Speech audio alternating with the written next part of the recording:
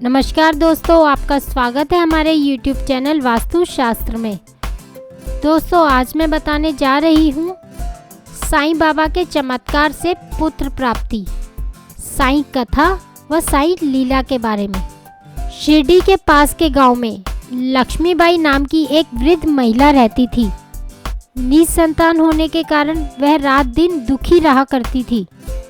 जब उसे साईं बाबा की लीलाओं के बारे में पता चला तो वह द्वारका माई में जाकर साईं बाबा के चरणों में गिरने ही वाली थी कि साईं बाबा ने उन्हें कंधों से थाम लिया और बोले कि माँ, तुम क्या करती हो? लक्ष्मी बुरी तरह से रोने लगी। साईं बाबा बोले, माँ, रोने की बिल्कुल ज़रूरत नहीं है।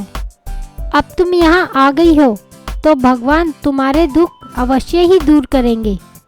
लक्ष्मी ने दोनों हाथों से अपने आंसू पोंछे और बोली, बाबा, आप तो मेरा दुख जानते ही हो। हाँ माँ, मुझे सब पता है। तब तो मेरा दुख दूर करो ना बाबा, लक्ष्मी रोंदे स्वर में बोली।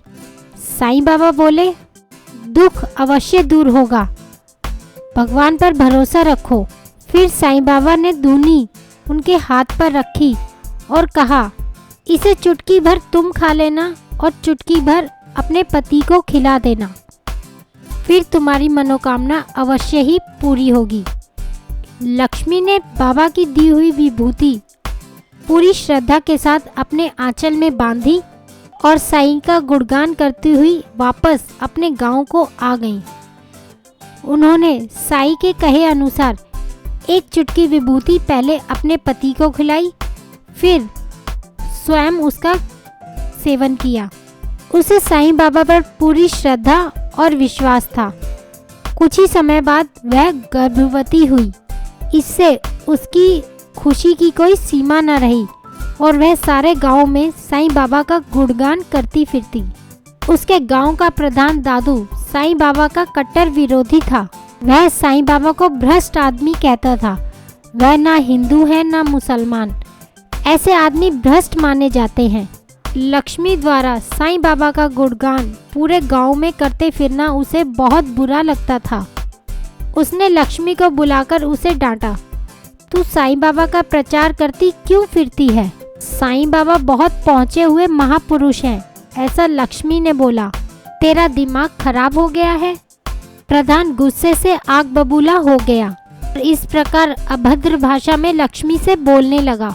उसने लक्ष्मी को बहुत बुरी तरह से डांटा और फटकारा और आगे से साईं बाबा का नाम ना लेने का आदेश दिया।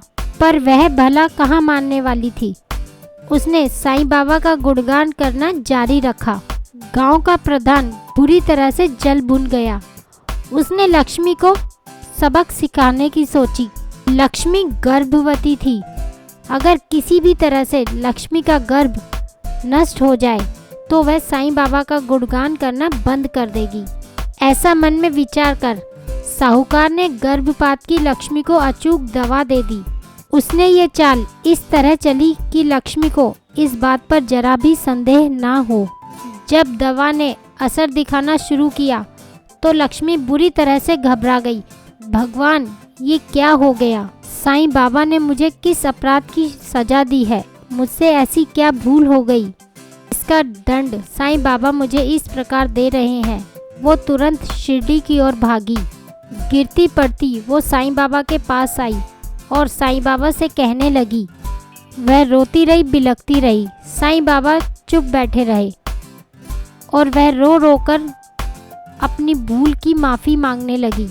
तब साईं बाबा ने उसे एक चुटकी विभूति दी और कहा, लो, ये खा लो और जा, भाग यहाँ से।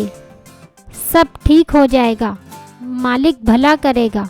लक्ष्मी ने तुरंत ही साईं बाबा की आज्ञा का पालन किया और विभूति खा ली। विभूति खाने से उसका रक्तस्राव तुरंत ही बंद हो गया। उसी समय प्रधान की हालत मरणास्त्र हो गई। उसके मुंह से खून बहने लगा। वह समझ गया कि ये सब साईं बाबा का ही चमत्कार है और वह भागकर शिरडी गया और साईं बाबा के चरणों में गिरकर अपनी गलती की क्षमा याचना करने लगा। बाबा ने उसे माफ़ किया और वह ठीक हो गया। लक्ष्मी ने सही समय पर एक बच्चे को जन्म दिया। प्रधान ने भी खुशियां मनाई और वह साईं बाबा का गुणगान करने लगा। लक्ष्मी अपना पुत्र लेकर साईं बाबा के पास आई और अपना पुत्र उसने साईं बाबा के चरणों में डाल दिया। साईं बाबा ने उसे आशीर्वाद दिया। अब साईं बाबा की जय जयकार दूर दूर तक गूंजने लगी थी। उनका नाम और प्रसिद्धि फैलती जा रही थी। उनकी भक्तों की संख्या में भी वृद्धि हो रही थी। लोग दूर दूर से उनके दर्शन करने के लिए आने लगे। दोस्तों, अगर आपको हमारा ये वीडियो पसंद आया हो तो प्लीज़ इसे लाइक व शेयर करना ना भूलें। साथ ही सब्सक्राइब करें ताकि वास्तु से संबंधित और अधिक जानकारी आपको मिलती रहे। धन्यवाद।